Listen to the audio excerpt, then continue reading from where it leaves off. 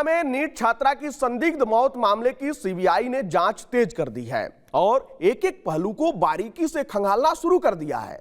परिवार के आरोप, स्थानीय पुलिस की कार्यशैली पर सवाल और जनप्रतिनिधियों के गंभीर दावे, इन सब के बीच सच्चाई तक पहुंचना एजेंसी के लिए बड़ी चुनौती बन गई है।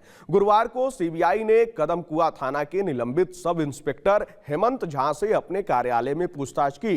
करीब 4 घंटे चली इस पूछताछ में एजेंसी ने कई अहम सवाल दागे। एफएसएल रिपोर्ट में दुष्कर्म की पुष्टि के बावजूद शुरुआती जांच में कथित लापरवाही बरतने के आरोप में हेमंत झा और चित्रगुप्त थाने की तत्कालीन थानेदार रोशनी कुमारी को निलंबित किया गया था।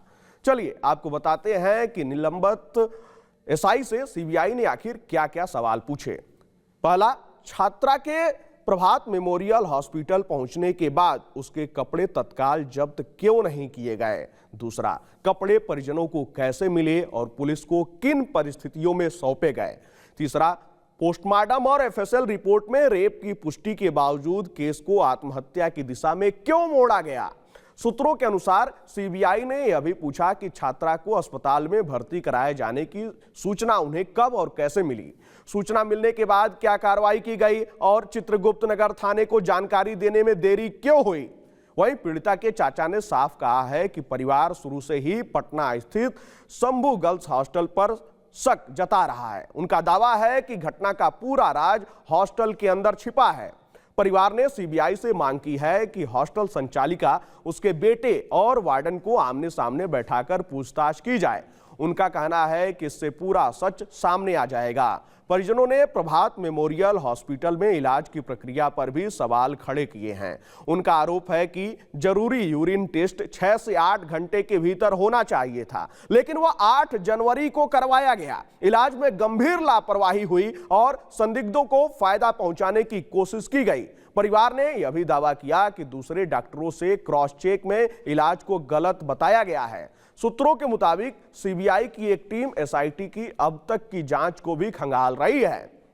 वहीं महिला सब इंस्पेक्टर रानी कुमारी से पहले ही पूछताछ हो चुकी है। जल्द ही पहली आईओ रही रोशनी कुमारी को भी बुलाया जा सकता है।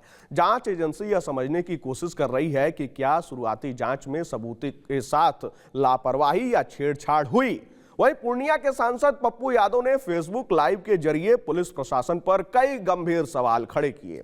उन्होंने आरोप लगाया कि घटना रात 10 बजे से सुबह 4 बजे के बीच हुई। वार्डन और गार्ड मुख्य भूमिका में हो सकते हैं।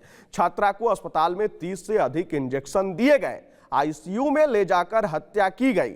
बिना परिजनों की अनुमति प्रेगनेंसी टेस्ट कराया गया। उन्होंने एसएसपी और एसपी से पूछा कि बच्ची की मूल डायरी सीबीआई को क्यों नहीं दी गई। सीसीटीवी की पूरी हार्ड डिस्क परिवार को क्यों नहीं सौंपी गई। वार्डन की गिरफ्तारी क्यों नहीं हुई।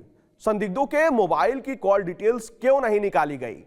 वहीं यह मामला अब सिर्फ एक संदिग्ध मौत तक सीमित नहीं रह गया है, इसमें कई स्तरों पर सवाल खड़े हो रहे हैं। खैर, सीबीआई की जांच अब कई दिशाओं में आगे बढ़ रही है। पुलिस, अस्पताल, हॉस्टल प्रबंधन और तकनीकी साक्ष्यों की कड़ी जांच की जा रही है। पूरा राज्य इस केस की सच्चाई सामने आने का इंतजार कर रहा है। अब नजरें सीबीआई की जांच पर टिकी है कि वह इस रहस्यमयी मामले की परतें कब और कैसे खोलती है। देखना होगा कि आने वाले समय में इस पूरे मामले को लेकर क्या कुछ नए खुलासे होते हैं।